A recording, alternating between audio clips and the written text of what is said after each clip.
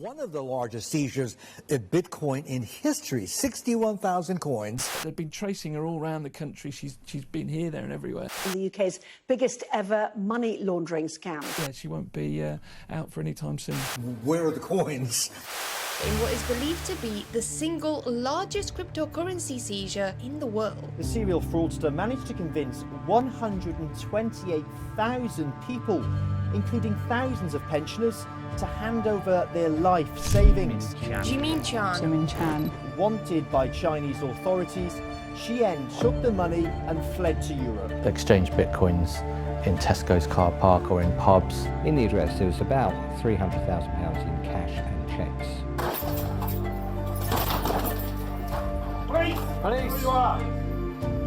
The largest seizure of cryptocurrency by law enforcement in the world.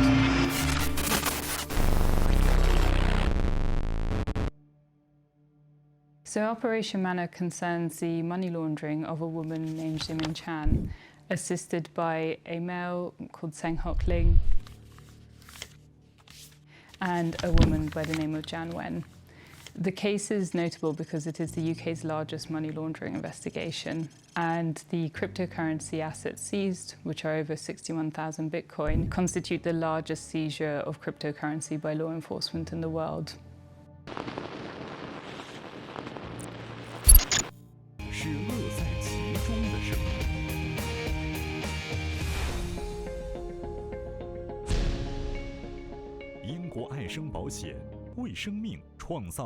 So the Lantangeri fraud, that was a very large fraud. So it started between 2014 and 2017. And it was run by the woman that we thought was called Miss Zhang, but she turns out to be a woman called Jimin Chan.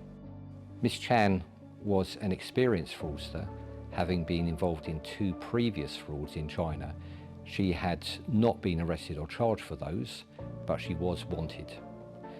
So the fraud involved offering people an enormous amount of returns, about 300% return. If you were investing money with this fraud, you would get returns, and you would think, because you're getting the returns, this is honest, legitimate business. So people recommended their friends, families, neighbours, and they all invested as well.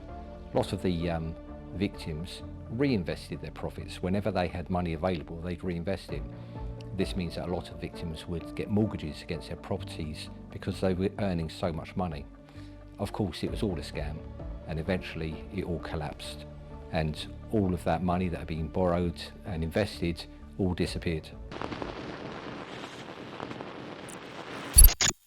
Jimin Chan fled to the UK in September 2017, and the evidence of the lavish lifestyle was sort of visible straight away, really. She flew into the UK, London Heathrow, on a first-class flight from Kuala Lumpur.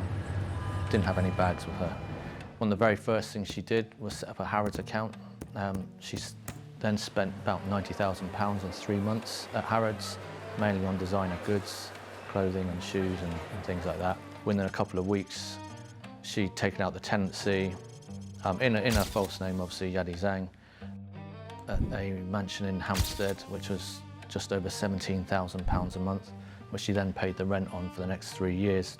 For a large proportion of that time, she wasn't even staying there. So, for example, between January 2018 and October 2018, she spent 9 months in Europe. Again, just travelling around Europe, seeing all the sights, going to museums, staying at expensive hotels, spending lavishly on jewellery in Zurich and places like that. She needed to fund her lifestyle, and one of the ways she would do that would intermittently sell bitcoins to either small exchanges or even people on the street. She would normally get Jan Wen to do the arrangements for her.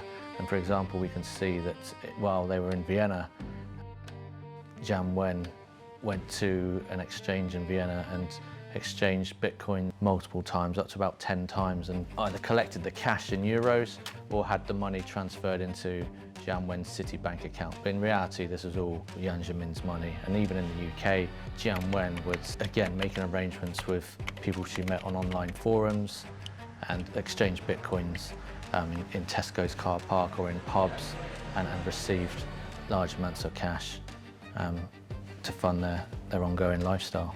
She was a big note taker. Some of the notes we recovered were very aspirational.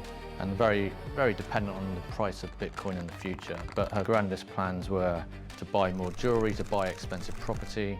I mean, the houses she was trying to buy over here were, for example, were valued at 24 million and 12 million pounds. She expressed an interest in buying a 23 million pound house in Italy. But one of the sort of standout features was her proposed investment in a micronation known as Liberland, where she wanted to invest huge amounts of money and, you know, build things like hotels and airports there and things like that. In 2018, some intelligence arrived that showed that there was some money in an account that could have come from crime. So an investigation followed, court orders were obtained, and the information seemed to pan out that it was criminal property. So the account was frozen. Further information was obtained, more court orders so that we can see the material. And this led to fairly good evidence that crime was happening, and search warrants were obtained then. And my team and I went to search an address called Manor House in Hampstead. In the address there was about £300,000 in cash and cheques. Miss Wen and a lady calling herself Miss Zhang were at the address. There was a lot of digital material that was present. So by digital material, it's laptops, memory cards, as well as paperwork. We established that there was likely to be a lot of criminal property involved, and there were wallets probably on the devices that we couldn't actually get into at that stage, because wallets quite often are subject to encryption. So you need the encryption key to be able to access them. More warrants, more information, and then we were able to get into the wallets and seize the cryptocurrency involved. Zhang, as we knew her at that stage, had gone missing. She'd gone on the run, refused to attend interviews. Miss Wen did get interviewed, and she was eventually arrested and charged. During this time, we seized all of the cryptocurrency, and it was put into a secure location, and Miss Wen had her trial.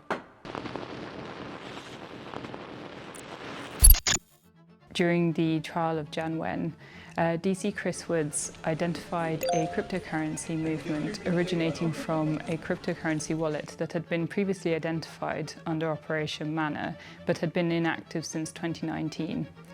This one outgoing payment allowed us to trace the activity of cryptocurrency all the way to an account registered in the name of Seng Hock Ling.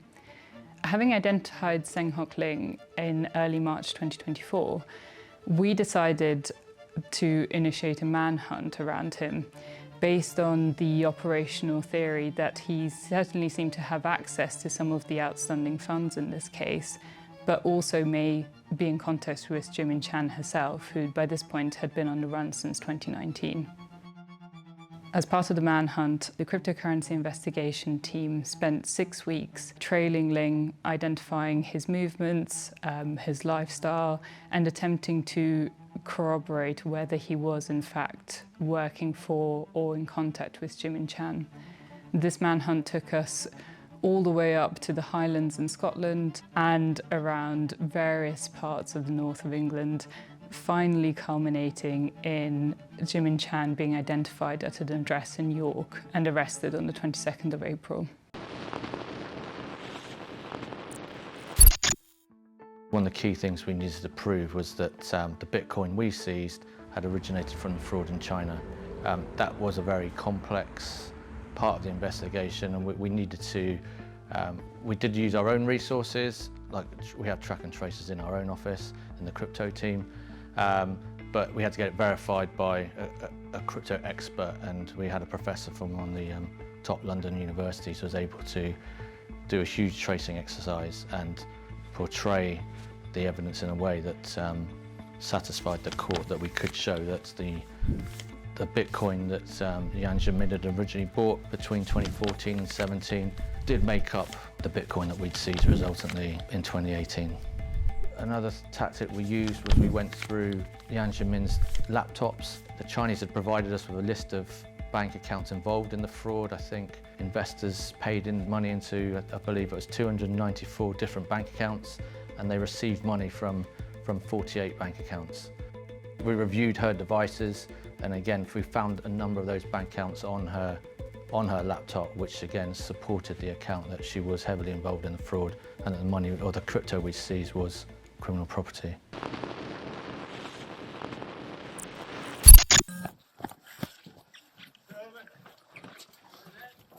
Police officers!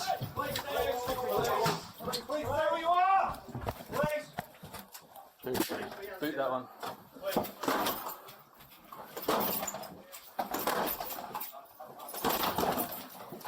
Police! Police! Where you are! Yeah, put that on.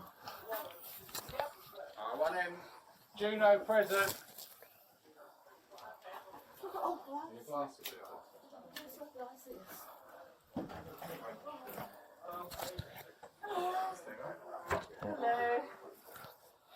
Is it Zimin Kian?